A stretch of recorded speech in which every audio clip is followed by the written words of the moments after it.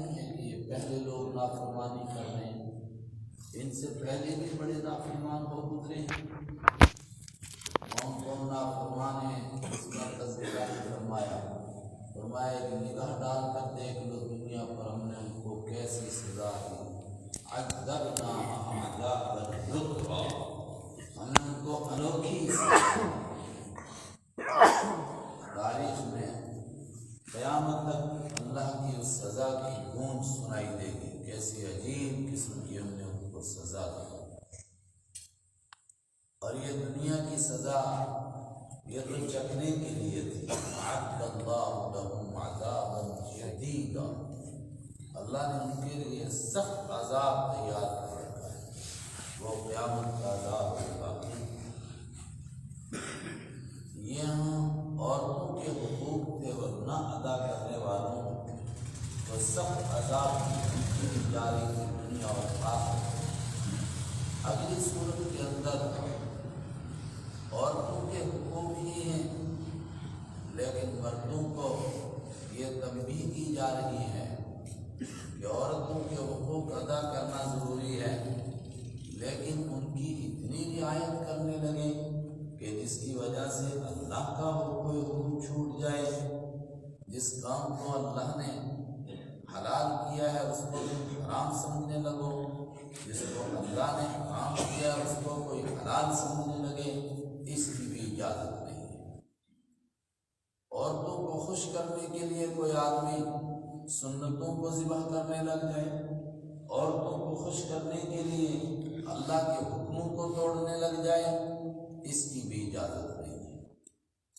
یہی مضمون ہے، اور یہ بات شروع کی جا رہی ہے حضرت رسول اکرم صلی اللہ علیہ وسلم سے کہ آپ کے لیے بھی درست نہیں ہے کہ آپ اپنی بیویوں میں سے کسی کو خوش کرنے کے لیے جن چیزوں کو اللہ نے آپ پر حلال کیا ہے آپ اس کو حرام کر دیں، نہیں، اس کی اجازت نہیں ہے کہ عورتوں کو خوش کرنے کے لیے خدا کے حلال کو کوئی حرام کر دے اور حرام کو حلال کر دے، اس کی بھی اجازت نہیں۔ یا ایھا النبی، اے نبی صلی اللہ علیہ وسلم، لم تحرم، آپ کیوں حرام قرار دیتے ہیں، ما احل اللہ لک، ما ان چیزوں کو، احل اللہ اللہ نے حلال کی ہیں، جو لکا آپ کے لیے، جو چیز اللہ نے آپ کے لیے حلال کی ہے آپ اس کو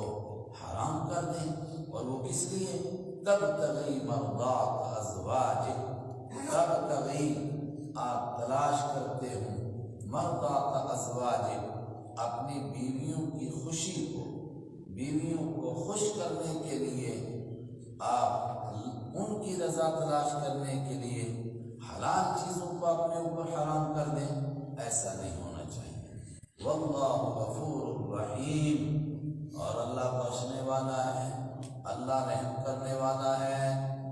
اگر ایسی کوئی لغزش کسی سے ہو جائے اور پھر وہ توبہ کرے اللہ اس کو معاف کرے گا، پھر وہ توبہ کرے اللہ اس کو رحم کرے گا۔ اور حضرت رحمت عالم صلی اللہ علیہ وسلم تو گناہوں سے معصوم ہیں، آپ بخشے بخشائے ہیں، پھر آپ کو کہا جا رہا ہے واللہ غفور رحیم، اللہ بخشنے والا ہے، اللہ رحم کرنے والا ہے، اس کا کیا مطلب ہے؟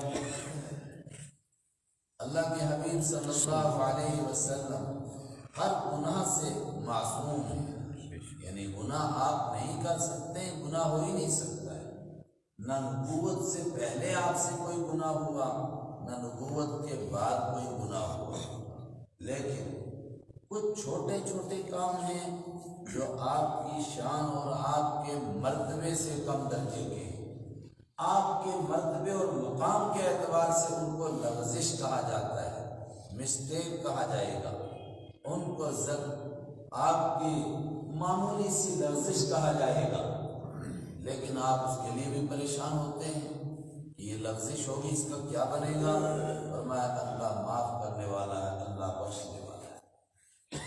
انبیاء کرام صرف رسول پاک صلی اللہ علیہ وسلم نہیں، سب گناہوں سے معصوم ہیں، لیکن گناہوں سے معصوم ہونے کا مطلب سمجھنے سے پہلے ضروری ہے کہ ہم سمجھیں گناہ کس کو کہتے ہیں۔ اصل میں گناہ کہتے ہیں اللہ نے کسی کام کو کرنے کے لیے کہا اور کوئی آدمی وہ کام نہ کرے، یہ گناہ ہے۔ اللہ نے فرمایا نماز پڑھو، روزے رکھو، زکوٰۃ دو، حج کرو، اگر کوئی نہ کرے تو یہ گناہ ہے۔ اللہ تعالیٰ نے جن کاموں کے کرنے سے منع فرمایا کہ یہ کام نہ کرو، جھوٹ نہ بولو، چوری نہ کرو، غیبت نہ کرو، کسی کی چغلی نہ کرو، اگر کوئی کرے تو یہ گناہ ہے، اس کا نام گناہ ہے۔ اور اس طرح کا کوئی گناہ کسی نبی نے کبھی بھی نہیں کیا ہے۔ یعنی اللہ نے کوئی کام کہا ہو کہ یہ کرو اور کسی نبی نے نہ کیا ہو، اللہ نے کہا ہو کہ یہ کام نہ کرو اور کسی نبی نے کر ڈالا ہو، ایسا کسی نبی سے نہیں ہوا۔ کھینچ تان کے آپ کہیں گے کہ آدم علیہ السلام کو کہا گیا تھا کہ جنت میں اس درخت کا پھل نہیں کھانا اور انہوں نے کھا لیا تھا، تو اللہ نے جس کام سے منع کیا وہ کام تو ہو گیا۔ ذہن اس طرف جا سکتا ہے، لیکن قرآن پاک اس کا جواب دے چکا ہے۔ عصا آدم ربہ فغوی ونسی آدم ولم نجد له عزما۔ قرآن پاک نے کہا عصا آدم ربہ، آدم علیہ السلام سے اللہ کی نافرمانی ہو گئی، فغوی، وہ پھسل گئے، مگر ہوئی کیسے؟ نسی آدم رب، حضرت آدم علیہ السلام بھول گئے تھے، اور ابھی رمضان کا مہینہ آ رہا ہے، اگر کوئی بھول کر روٹی کھا جائے تو روزہ ٹوٹے گا؟ نہیں ٹوٹے گا۔ معلوم ہوا کہ انسانوں کے اعتبار سے یہ گناہ نہیں ہے، بلکہ اگر کوئی بوڑھا اور کمزور آدمی نظر آئے کہ رمضان کے مہینے میں روٹی کھا رہا ہے تو حکم کیا ہے؟ اس کو کھانے دو۔ کیوں؟ اللہ چاہتا ہے کہ وہ کھاتا بھی رہے اور اس کا روزہ بھی رہ جائے، اس کو یاد نہ دلایا جائے تو وہ کھا لے گا، جب پتہ چلے گا رمضان کے مہینے میں ایسا ہو گیا تو بہت پچھتائے گا، بہت روئے گا، مگر اس کا روزہ بھی رہ جائے گا۔ تو یہ تو آدم علیہ السلام کے لیے اللہ نے خود معذرت پیش کر دی کہ آدم علیہ السلام بھول گئے تھے، اور اس میں بھی نہیں بیان کیا کہ کیا بھولے تھے، بھول ہوئی کیا تھی۔ بعض نے کہا کہ اس بات کو ہی بھول گئے تھے کہ اللہ نے کسی درخت کے پھل کھانے سے منع فرمایا ہے۔ بعض نے کہا کہ نہیں، اس کو بھول گئے تھے کہ کس درخت کے کھانے سے منع کیا ہے، وہ دوسرا سمجھے، بچتے دوسرے سے رہے اور کھا لیا وہی جس سے منع کیا تھا۔ اور بعض نے کہا کہ اس کو بھول گئے تھے کہ شیطان تمہارا دشمن ہے۔ بہرحال کچھ بھی بھولے تھے، اور ہو سکتا ہے کہ تینوں باتیں بھول گئے ہوں، مگر قرآن نے کہا نسی آدم علیہ السلام بھول گئے، اس کا مطلب یہ بھی گناہ نہیں ہوا۔ تو پھر انبیاء کرام کے لیے جب کہا جائے کہ اللہ نے معاف کر دیا، اللہ نے ان پر رحم کیا، اللہ آپ کو معاف کر دے، آپ نے ایسا کیوں کیا، تو اس سے مراد کون سی باتیں ہوتی ہیں؟ وہ باتیں جن کے بارے میں اللہ نے نہ تو یہ فرمایا کہ کرو اور نہ یہ فرمایا کہ نہ کرو۔ پھر انبیاء کرام، اللہ کے نبی، اپنی مرضی سے، اجتہاد سے سوچ کر یہ کام کرتے ہیں، اس کے بعد اللہ کہتا ہے کہ نہ، آپ نے یہ کام کیا لیکن میری پسند دوسری ہے، لیکن جب تک منع ہی نہیں کیا اور بتایا ہی نہیں تو یہ گناہ تھوڑا شمار ہوگا۔ یہ ان کے مرتبے کے اعتبار سے لفظ ہوتی ہے۔ میں اور کچھ مثالیں دوں، دو مثالیں دیتا ہوں۔ ایک غزوہ تبوک پیش آیا جس میں کہا گیا کہ جو ایمان والا ہے سب کو اس جنگ میں جانا ہے حضور کے ساتھ۔ اس موقع پر کچھ لوگوں نے حقیقی عذر پیش کر کے آپ سے چھٹی مانگی، آپ نے چھٹی دے دی۔ واقعتاً عذر تھا ان کا، معذور تھے، بیمار تھے۔ کچھ منافقوں نے آ کر کے جھوٹے عذر پیش کیے، کسی نے کہا میری ٹانگ میں درد ہے، کسی نے کہا میری ماں بیمار ہے، کسی نے کہا میری بیوی بیمار ہے، اور بعض نے تو بہت گندے عذر پیش کیے، لیکن اللہ کے پیارے نبی صلی اللہ علیہ وسلم کا مزاج شفقت کا، آپ کا مزاج درگزر کا ہے، آپ سب کو معاف کرتے رہے، ٹھیک کوئی بات نہیں، کوئی بات نہیں، آپ بیٹھے رہو گھر کے اندر۔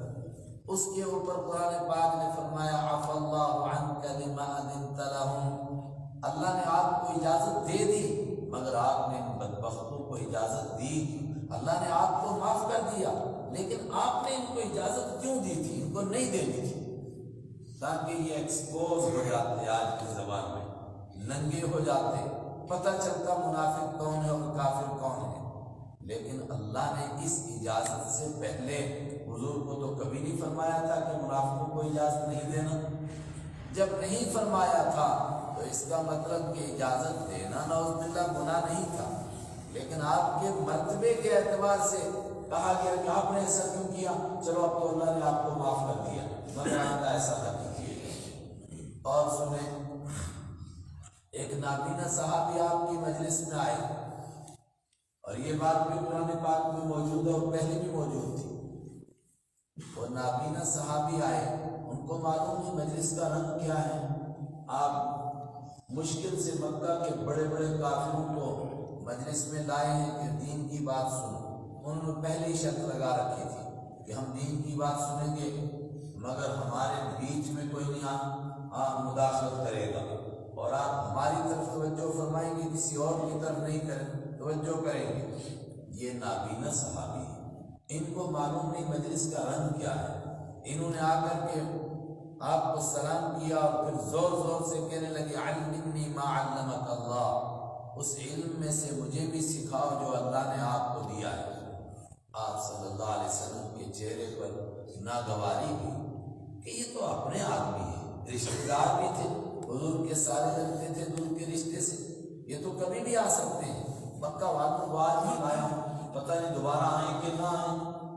آپ کے دل میں جو ناگواری ہوئی اس کا اثر چہرے پر ظاہر ہوا، پیشانی میں سلوٹ پڑ گئی، اس پر قرآن پاک اترا عبس وتولی ان جاءہ الاعمی، آپ کے ماتھے پر شکن آئی، سلوٹ پڑ گئی، اس وجہ سے کہ آپ کے پاس اندھا آیا تھا۔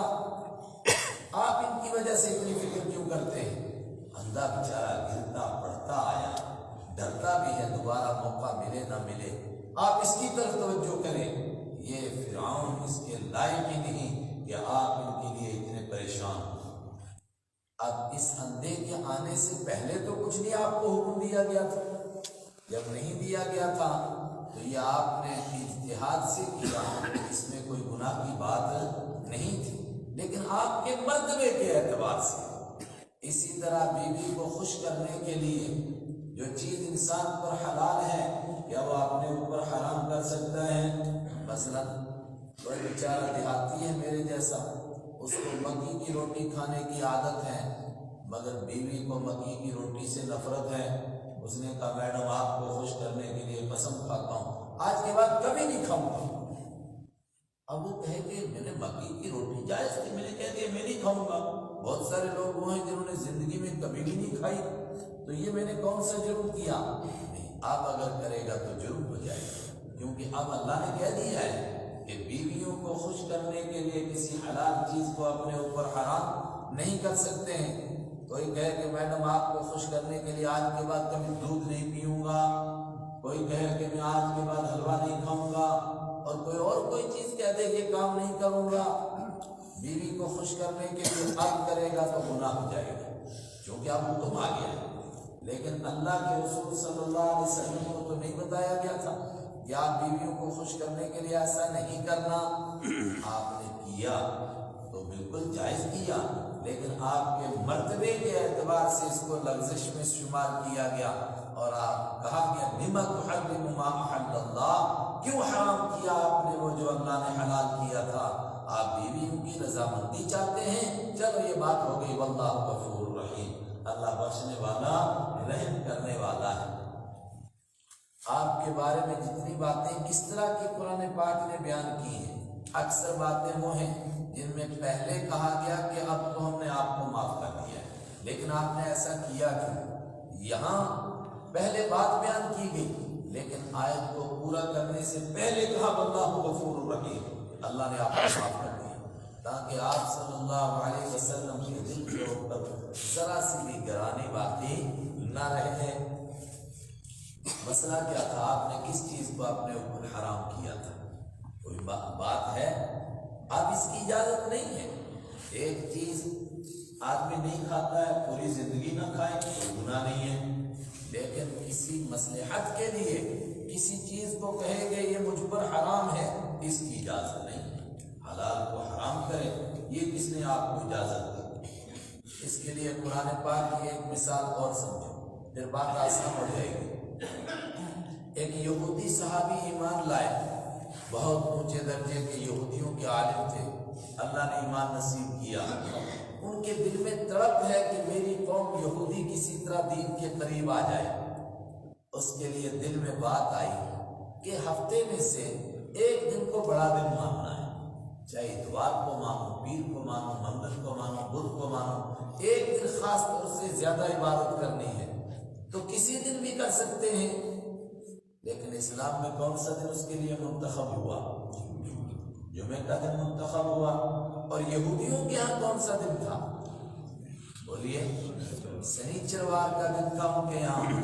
ان کے دل میں خیال ہوا کاش کہ سیچرڈے اس کے لیے ہو جائے تو یہودی میری قوم ہو سکتا ہے کہ تھوڑی قریب آئے۔ ایک مسئلہ تو یہ ان کے ذہن میں آیا۔ ایک مسئلہ اور ذہن میں آیا ان کے، یہودیوں کے یہاں اونٹنی کا دودھ پینا حرام ہے اور اونٹ کا گوشت کھانا حرام ہے، اور اسلام میں دونوں جائز ہیں، اور عرب بھی دونوں کھاتے تھے۔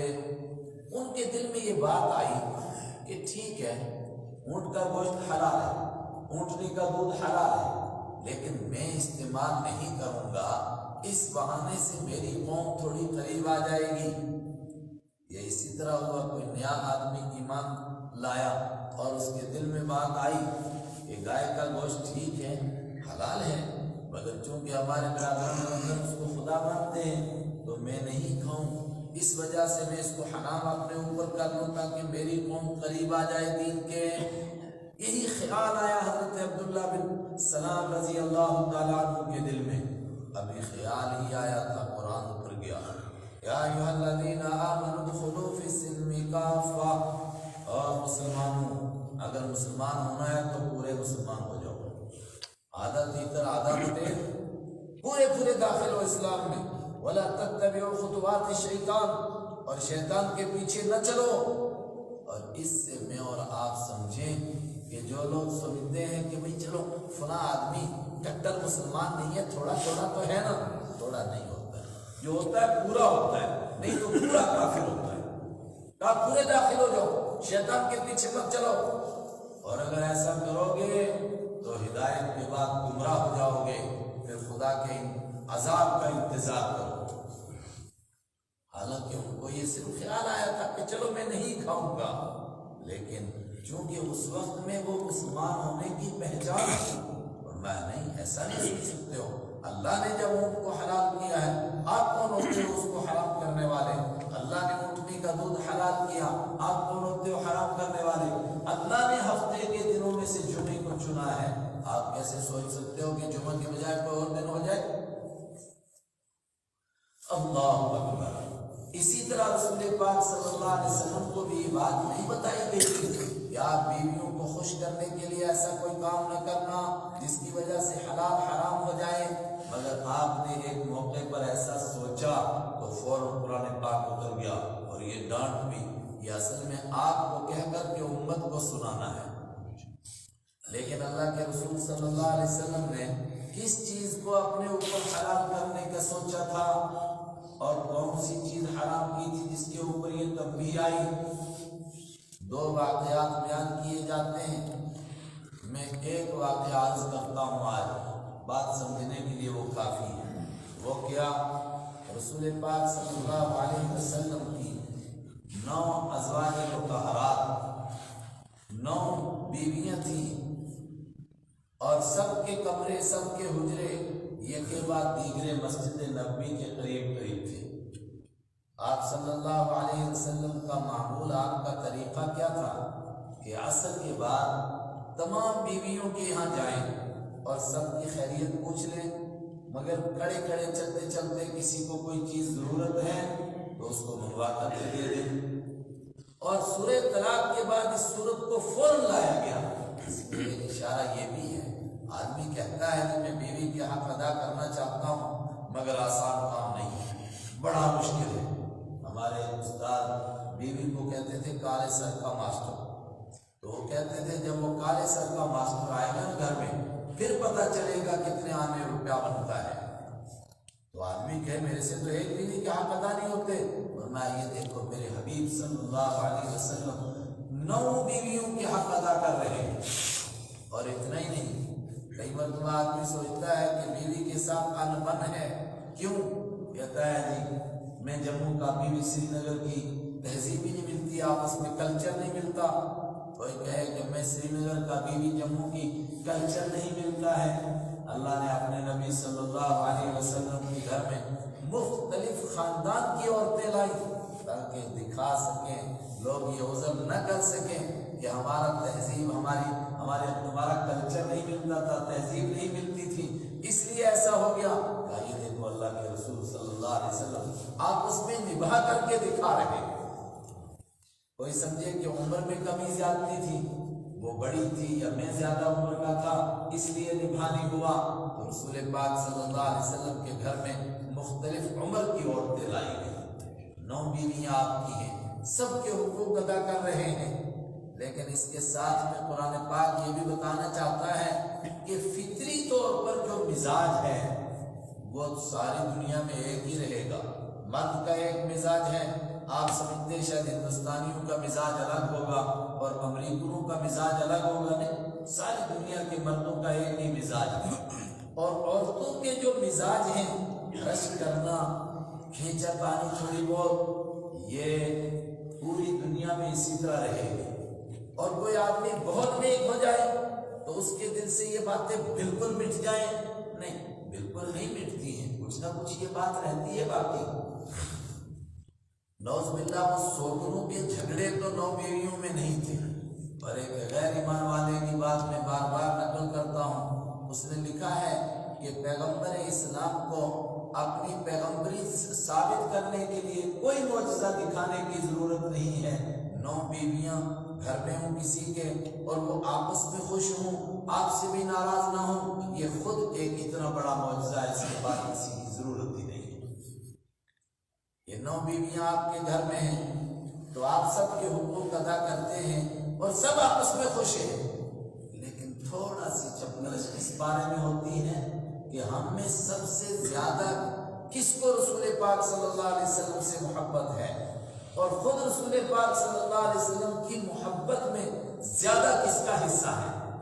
اور رسول پاک صلی اللہ علیہ وسلم کا طریقہ کار کیا ہے کہ جو بانٹنے کی چیزیں ہیں آپ ان کو بانٹ کر دیتے ہیں۔ مثلا کپڑا بانٹنا ہے تو الگ الگ تھانوں کا کپڑا نہیں، ایک ہی تھان کا کپڑا سب کو بانٹ کر دیا جائے گا، تاکہ کوئی یہ نہ کہہ سکے کہ اس تھان میں یہ کمی تھی، اس میں یہ بہتری ہے۔ لیکن جہاں تک محبت کی بات ہے وہاں تک آپ صلی اللہ علیہ وسلم دعا کرتے تھے، اے خدا جو چیز میں بانٹ سکتا تھا وہ میں نے بانٹ دی ہے، اور جو میں نہیں بانٹ سکتا ہوں اس کے بارے میں میرا سے کچھ سے حساب نہ لیا جائے۔ محبت کو بانٹنا آسان کام نہیں ہے، سو تو نہیں گئے، محبت کو بانٹنا آسان کیا ممکن نہیں ہے، انسان کے بس میں نہیں ہے۔ آپ بچے سے پوچھتے ہیں امی سے زیادہ محبت ہے کہ ابو سے زیادہ محبت ہے، وہ بانٹ کر بتا سکتا ہے۔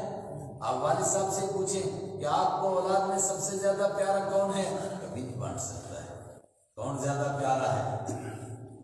آپ عصر کے بعد تشریف لے جاتے تھے، اس بیچ میں آپ کی بیوی ساری امت کی ماں حضرت زینب بنت جحش رضی اللہ تعالی عنہا کے ذہن میں آیا کہ رسول پاک صلی اللہ علیہ وسلم شہد بہت استعمال فرماتے ہیں، تو انہوں نے آپ کے لیے شہد کا شربت بنا کر کے رکھا، اور آپ نے تھوڑی دیر ان کے یہاں شہد پیا تو حد سے حد 1 منٹ یا 2 منٹ ان کے یہاں بیٹھ گئے۔ تو دوسریوں کو جب معلوم ہوا کہ آپ وہاں 1 منٹ 2 منٹ بیٹھتے ہیں اور ہمارے یہاں کھڑے کھڑے تشریف لے جاتے ہیں، تو تو یہ تو آپ کی محبت میں ان کا اضافہ ہو گیا، ہم پیچھے رہ گئی۔ تو انہوں نے کہا ہمیں کیا کرنا چاہیے؟ ایک طریقہ یہ ہے کہ ہم بھی شہد پیش کریں۔ تو سب نے کہا کہ شہد تو آپ وہاں استعمال کر لیتے ہیں، دوسری جگہ کہاں کریں گے؟ اور کوئی چیز پیش کریں۔ تو سب نے کہا کہ اس وقت تو آپ کوئی چیز اختیار نہیں فرمائیں گے، پھر کیا کام کریں؟ ایسا کرتے ہیں کہ آپ سے شہد ہی چھڑاتے ہیں، تاکہ جب آپ وہاں شہد نہیں پیئیں گے تو ان کے پاس بھی 2 منٹ نہیں بیٹھیں گے۔ اس کا طریقہ کار کیا ہو؟ شہد کے لیے قرآن پاک نے کہا مختلف الوانھا، اس کے رنگ بھی مختلف ہیں، اس کا ذائقہ بھی مختلف ہے، اور اس کی تاثیر بھی مختلف ہے۔ لوگ موٹی موٹی باتیں شہد کے بارے میں جانتے ہیں نا، تو ویسے وہ کہنے لگتے ہیں بھائی یہ شہد ملا، یہ بڑا پیشہ کرتا ہے، یہ خراب شہد ہے، ٹھیک نہیں ہے۔ ارے بابا، شہد کے بارے میں آپ کو کچھ پتہ بھی ہے؟ ذرا سا گاڑھا شہد ہو جائے تو کہتے ہیں یہ ڈپلیکیٹ شہد ہے، یہ اس میں ملاوٹ ہے، اس میں پتہ نہیں کیا ہے۔ حالانکہ شہد کی پہچان اس کا گاڑھا ہونا بھی ہے، یہ اس کے اثر ہونے کی علامت ہے، لیکن ہر شہد کی نہیں، اس کی قسمیں الگ الگ ہیں۔ اس کی قسمیں الگ کیوں ہوتے ہیں؟ جس پھول پر مکھی بیٹھتی ہے ویسی ہی اس کی تاثیر، ویسا ہی اس کا رنگ، ویسا ہی اس کا مزہ بنتا ہے۔ عرب میں کوئی درختوں میں سے گوند سا نکلتا تھا، بچے اس کو کھاتے تھے، وہ میٹھا بھی ہوتا تھا لیکن اس میں کچھ بو سی آتی تھی، اور شہد کی مکھی اس کو بھی چوستی تھی، اور جب اس کو چوستی تھی تو اسی کا مزہ آتا تھا۔ اس کو مغافیر کہتے تھے۔ تو انہوں نے کہا کہ ہم کہیں گے کہ یہ شہد جو آپ استعمال کر رہے ہیں اس پر یہ مکھی مغافیر پر بیٹھی ہے، اس وجہ سے اس کے اندر مغافیر کی بو ہے، اور رسول پاک صلی اللہ علیہ وسلم کو خوشبو بہت پسند اور بدبو سے بہت نفرت، تو آپ اس کو چھوڑ دیں گے۔ یہ کس نے بات کہی؟ حضرت سودا اور مختلف ازواج کے لیے آتی ہے، لیکن مشہور روایت ہے کہ حضرت عمر رضی اللہ تعالیٰ عنہ کی بیٹی حضرت حفصہ رضی اللہ تعالیٰ عنہا نے کہی، اور حضرت عائشہ رضی اللہ تعالیٰ عنہا جو حضرت ابوبکر صدیق رضی اللہ عنہ کی بیٹی ہیں انہوں نے کہی۔ اور چونکہ حضرت زینب کے کمرے کے فوراً بعد حضرت حفصہ کا کمرہ آتا تھا، تو دونوں نے کہا کہ جب ہمارے گھر کمرے میں پہنچیں گے تو ہم کہیں گے کہ آپ کے منہ سے مغافیر کی بو آ رہی ہے، اگلی والی بھی کہیں گے مغافیر کی بو آ رہی ہے۔ تو مغافیر کی بو آنا تو کوئی تعجب نہیں ہے، چونکہ شہد کی مکھی وہاں بیٹھ سکتی ہے، اس وجہ سے آپ شہد کو چھوڑ دیں گے۔ یہ تیر بالکل نشانے پر لگا، آگے کہنے کی ضرورت ہی نہیں پیش آئی۔ حضرت حفصہ نے جیسے آپ کو کہا کہ آپ کے منہ سے مغافیر کی بو آ رہی ہے، آپ نے فرمایا میں نے تو مغافیر نہیں استعمال کیا۔ انہوں نے عرض کیا آپ نے کیا استعمال کیا؟ آپ نے فرمایا میں نے تو زینب کے ہاں شہد کا شربت پیا ہے۔ اور انہوں نے کہا ہو سکتا ہے کہ مکھی مغافیر پر بیٹھی ہوگی، چوسا ہوگا اس نے مغافیر، اور ایسا ممکن ہے۔ آپ نے فرمایا تم گواہ رہو، میں آج کے بعد شہد ہی استعمال نہیں کروں، شہد کو اپنے اوپر حرام کر لیتا ہوں، لیکن ان سے فرمایا کہ کسی سے کہنا نہیں۔ کیوں؟ میں تو کسی طریقے سے معذرت کر دوں گا، لیکن اگر حضرت زینب کو پتہ چلے گا کہ میرے پاس شہد پینے کی وجہ سے آپ نے شہد کو اپنے اوپر حرام کر لیا، جبکہ شہد سے آپ کو بہت محبت ہے، تو ان کا دل دکھے گا، اس لیے تم کسی کو سنانا نہیں۔ ہمارے ایک استاد انتقال فرما گئے، وہ اکثر کہا کرتے تھے کہ اگر آپ کو کوئی کہے کہ آج رات زمین اور آسمان اکٹھے ہوئے اور پھر دوبارہ اپنی اپنی جگہ پر چلے گئے، تو مان لینا کہ خدا کی قدرت میں ایسا ممکن ہے۔ لیکن اگر کوئی کہے کہ 2 عورتیں ملی اور گھر کا بچہ چٹھا سب کچھ نہیں سنایا، یہ نہیں ماننا، یہ نہیں ہو سکتا ہے۔ اور شیخ سعدی نے لکھا ہے کہ جس بات کو آپ نے بہت زیادہ شہر میں پھیلانا ہو تو اس کا بہت آسان طریقہ ہے کہ نہ اخبار میں پیسے خرچ کرو، نہ ٹی وی میں پیسے خرچ کرو، نہ آپ سوشل میڈیا پر ڈالو۔ آسان طریقہ ہے کہ اپنی گھر والی کو بتاؤ، مگر اس کو کان میں کہہ دینا کہ کسی کو نہیں بتانا، تو وہ پورے شہر میں بات منٹوں میں پھیلے گی۔ وہ دوسری کو کہے گی کہ ایک راز کی بات ہے مگر کسی کو نہیں بتانا، وہ تیسری کو کہے گی ایک راز کی بات ہے مگر کسی کو نہیں بتانا۔ تو آپ جب تک گھر پہنچتے تب تک وہ لوٹ کر بات پورے شہر سے واپس آ جائے گی۔ اس سے قرآن پاک کیا کہنا چاہتا ہے کہ نسوانی مزاج ہر جگہ ایک ہی جیسا ہو، اور نیکوں میں بھی یہ مزاج ہوگا اور بدوں میں بھی یہ مزاج ہوگا۔ ایک آدمی گزشتہ ہفتے میرے پاس آیا، کہتا ہے جی بہت دکھ ہوا مجھے۔ میں نے کہا کیا ہوا؟ کہنے لگے ایک مدرسے کا بھگوڑا لڑکا تھا، اپنے آپ کو حافظ قرآن کہتا تھا، اور میں نے اس کو اپنے گھر میں رکھا اور اس نے گھر کے اندر یہ زیادتی کی، یہ کام کیا۔